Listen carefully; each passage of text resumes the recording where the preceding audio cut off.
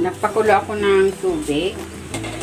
Lagyan muna natin ito ng asin. At lulutuin ko ng bahagya dito yung chicken liver.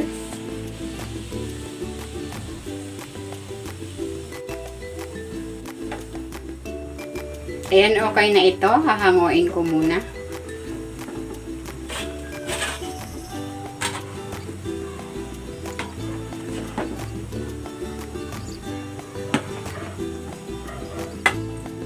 And papalamigin ko muna ito at hihiwain ko ito sa maliliit. Maglalagay ako ng cooking oil.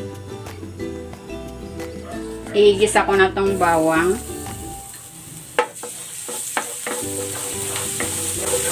While waiting, kung hindi ka pa nakapag-subscribe sa aking channel, please subscribe at i-click mo na rin ang notification bell para lagi kang updated sa aking latest recipes.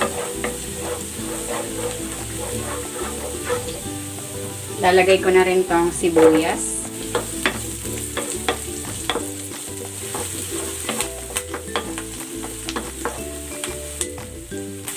At ang bell pepper.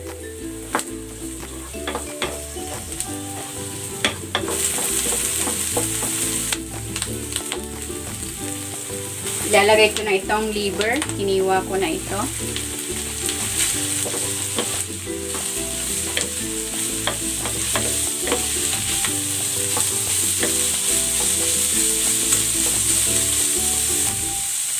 Titimplahan ko ito ng asin, oyster sauce, at ng paminta.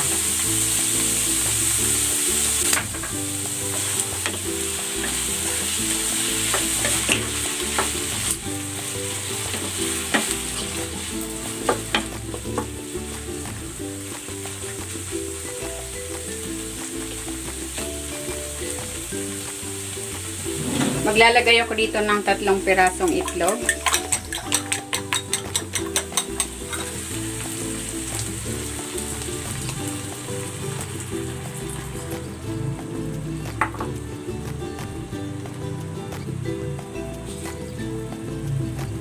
Takpan natin.